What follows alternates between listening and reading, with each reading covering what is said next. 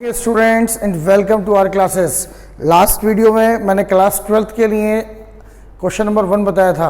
आज मैं आपके लिए शेयर्स में ही क्वेश्चन नंबर 2 लेकर के आया हूं। इसमें हमारे प्रेफरेंस और इक्विटी दोनों ही प्रकार के शेयर्स का यूज़ किया गया है। ठीक है, किस तरीके से इस क्वेश्चन को बनाया जाएगा आज मैं आप लोगों को शो करूंगा। देखिए, वर्किंग टेबल में ऑलरेडी आपके लिए बना के लाया हूं।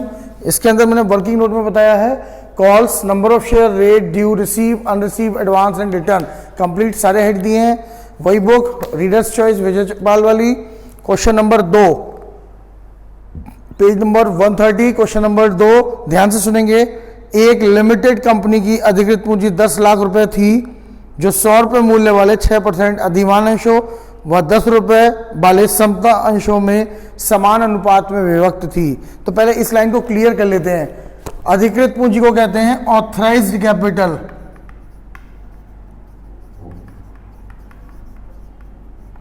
मैंने बताया था ऑथराइज्ड का मतलब रजिस्टर्ड कैपिटल से होता है। ये कैपिटल कंपनी की थी ₹10 लाख, 10 लाख रुपए की थी, जो कि 2 भागों में बटी हुई थी।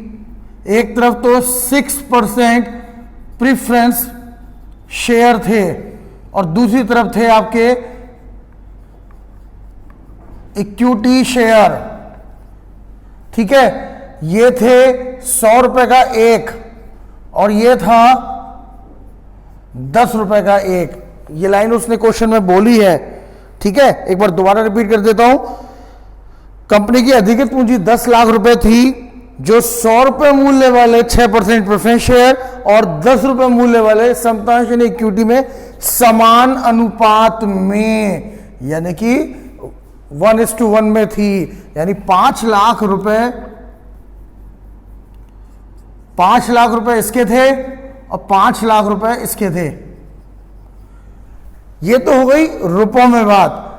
Convert into shares.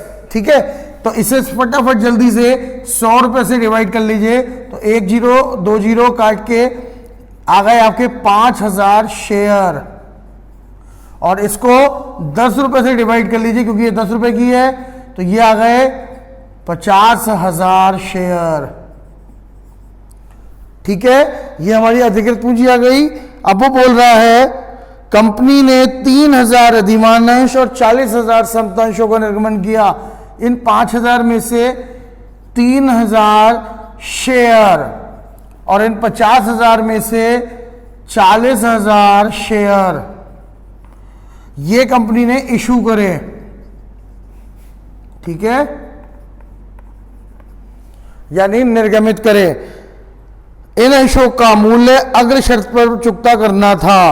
अब क्या शर्तें हैं उन्हें हम टेबल में फीड करते हैं। आवेदन पत्र 2 हिस्सों में बांट दो। देखो, सवाल के 2 तरीके हैं, या तो इसको 2 बार बनाओ, एक बार प्रेफरेंस के लिए बनाओ, एक बार इक्विटी के लिए बनाओ, यानी 8 बार क्वेश्चन बनेगा। 8 एंट्रियां 2 बार बनेगी, 16 बार। और वरना एक साथ तो इस तरह से बनाइए। प्रेफरेंस इक्विटी, ऐसी allotment, preference equity first call, preference equity second call, preference equity. हो गया डबल क्वेश्चन। अब कैसे करेंगे ध्यान से समझिएगा। आवेदन पत्र के साथ 15 रुपए प्रेफरेंस के और 2 रुपए इक्विटी के, 25 रुपए आवंटन बता रहा है। 25 रुपए प्रेफरेंस पर, 2 रुपए इक्विटी पर, 30 रुपए प्रेफरेंस पर, 3 रुपए इक्विटी पर, और अंतिम ब्याज था 30 रुपए प्रेफरेंस पर और 3 रुपए इक्विटी पर। सभी निर्गमित अंशों के आवेदन प्राप्त हुए, उनका आवंटन हुआ या आवंटन कर दिया गया। केवल प्रथम याचना की गई, अर्थात क्वेश्चन में सेकंड कॉल करने के लिए नहीं कहा है, केवल फर्स्ट कॉल करिए, यानी क्वेश्चन यहीं तक का बनेगा, उससे कोई मतलब नहीं नीचे वाले से। तो इस साइड को बनाओ या ना बनाओ कोई मैटर नहीं करता। ठीक है, केवल इतना ही क्वेश्चन में बनाना है, सेकंड कॉल नहीं बनानी। ठीक है, तो सभी अंशों के लिए निर्गमित कर दिए और उनका आवंटन किया है। तो सभी का मतलब 3000 तो प्रेफरेंस शेयर हैं, तो प्रेफरेंस के आगे लिख दो 3000 और 40,000 इक्विटी हैं, इनके आगे लिख दो 40,000। बात समझ में आ रही है?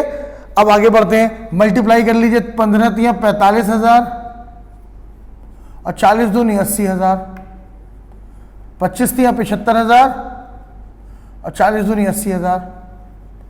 ये दोनों एक साथ हो गए, ये दोनों एक साथ हो गए, 30 तियां 90,000 और 4 तियां 12 1,20,000। दोनों फिगर्स मिल गई। केवल कम्युनिकेशन से आगे बढ़ते हुए चलते हैं। सभी निर्गमित अंश के आवेदन आए और सभी रुपया प्राप्त हो गया, यानी कि ना तो इसका कोई अनरिसीव, ना इसका और ना ही इसका। वैसे भी एक बात मैं बता देता हूं अनरिसीव के संबंध में, एप्लीकेशन पर कभी भी अनरिसीव नहीं होगा। Allotment, first call, second call, इनमें हो सकता है। ठीक, अब सब रुपया मिल गया तो रिसीविंग का एक रूल याद रखिए, हम कितनी भी तरीके के प्रोडक्ट की डीलिंग कर लें, हम 10 तरीके का माल बेच रहे हैं, 20 तरीके का माल बेच रहे हैं, लेकिन जब उसका रुपया आता है ना तो रुपया एक साथ ही रखा जाता है। ऐसा नहीं है कि साबुन को बेच रहे हो तो उसके रुपये अलग रखोगे, सर्फ को बेच रहे हो तो उसके रुपये अलग रखोगे, है ना। दुकानदार हर दुकान में 100 तरीके के माल रखा है, लेकिन रुपया एक ही जगह इकट्ठा करता है। वही चीज़ हमारी है, हम पे प्रेफरेंस हो या इक्विटी, दोनों का पैसा आ रहा है तो दोनों को एक साथ ही जोड़ के, यानी 8 4 12 1,25,000 एक साथ रिसीव करेंगे, 8 7 15 1,55,000 एक साथ रिसीव करेंगे और 2,10,000 सारा पैसा एक साथ रिसीव करेंगे। टेबल वर्क कंप्लीट हो चुका है। अब इससे हमें अपनी एंट्रीज को बनाना है, तो बनाने के लिए वही रूल दोबारा से दोहराता हूँ। एंट्री के अंदर जहाँ बैंक आएगा वो रिसीव के कॉलम से दिया जाएगा, और जिस जगह शेयर शब्द का यूज़ करेंगे वो ड्यू के कॉलम से देखेंगे। तो पहली एंट्री से आते हैं, बैंक अकाउंट डेबिट। अब क्वेश्चन को डबल बनाना है, प्रेफरेंस के लिए भी और इक्विटी के लिए भी, और प्रेफरेंस है 6% भरे, तो to 6% preference share application account. अब मैं स्पेलिंग शॉर्टकट में लिख रहा हूं, थोड़ा ध्यान से देखिएगा, और to equity share application account. अब ध्यान दें, बैंक की वैल्यू और लाइन केवल एप्लीकेशन चलेगी और कुछ नहीं सोच रहा मैं, ठीक है, ध्यान से समझना।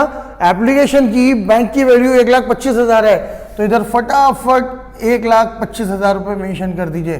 अब प्रेफरेंस एप्लीकेशन है 45,000 की और इक्विटी एप्लीकेशन है 80,000 रुपए की। यह आपकी पहली एंट्री आ गई। नरेशन के लिए कोई टेंशन नहीं, बीइंग एप्लीकेशन में रिसीव्स करके बना सकते हैं। दूसरी एंट्री ट्रांसफर वाली यानी ड्यू वाली, यानी इन दोनों हेड्स को उठा करके ऊपर ले जाओ, बोलेंगे 6% preference share application account DR, equity share application account DR, और 2 शेयर कैपिटल अकाउंट। यानी कि प्रेफरेंस 45,000, इक्विटी 80,000 और शेयर में टोटल 1,25,000। एप्लीकेशन की दोनों एंट्रीज हो गई। अब आते हैं अगले हेड पर, अलॉटमेंट, यानी इसकी दोनों एंट्रियां। पहले ड्यू करेंगे फिर रिसीव। बिल्कुल वो नियम जो मैंने बताया था पिछले वीडियोस में, कि जब मैंने परफॉर्मा क्लियर करा था तो मैंने बोला था कि स्कूल में एडमिशन के समय स्टूडेंट खुद आता है और पैसे भी जमा करता है, लेकिन जब मंथ फीस का टाइम आता है तो चुपचाप बैठा होता है। क्लास में टीचर कहता है कि हाँ भाई, जिन जिन बच्चों की फीस ड्यू हो गई है वो कल को अपनी फीस लाएंगे, या वो 10 दिन बाद अपनी फीस जमा करेंगे, 10 दिन के अंदर ही अंदर। तो ऐसे में पहले तकादा करते हैं यानी ड्यू करते हैं और फिर रिसीव करते हैं। तो वही काम अब शुरू हो गया, यानी पहले ये entry 6% preference share allotment account DR to share capital account, और रकम अलॉटमेंट के साथ कैपिटल को ध्यान दीजिए। अच्छा यहां पे सॉरी, प्रेफरेंस के साथ इक्विटी भी था, डबल बनेगी, equity share allotment account DR to share capital account. ध्यान देंगे, अलॉटमेंट पर प्रेफरेंस है 75,000 रुपए का, इक्विटी है 80,000 रुपए का, और दोनों का टोटल 1,55,000 रुपए का। चौथी एंट्री जब आप इसकी रिसीव की बनाएंगे तो बोलेंगे bank account DR to 6% preference share allotment account और to equity share allotment account. ऐसे में अमाउंट डालते समय ध्यान रखना, अलॉटमेंट की बैंक की वैल्यू 1,55,000 रुपए, प्रेफरेंस 75,000, इक्विटी 80,000। ये रकम हमने ड्यू वाले कॉलम से ले ली। पांचवी एंट्री, अब आ गई हमारी फर्स्ट कॉल की बारी, है ना। तो इसे स्टार्ट करते हैं पहले ड्यू से। 6% preference share first call account debit, equity share first call account debit और टू शेयर कैपिटल अकाउंट। ध्यान रखें, दोनों तरफ शेयर का यूज हो रहा है। फर्स्ट कॉल का शेयर वैल्यू 90,000 और 1,20,000 रुपए, इक्विटी का टोटल 2,10,000 रुपए। और जैसे ही आप इसकी रिसीव की आखिरी एंट्री पर आते हैं तब आप बोलेंगे bank account debit to 6% preference share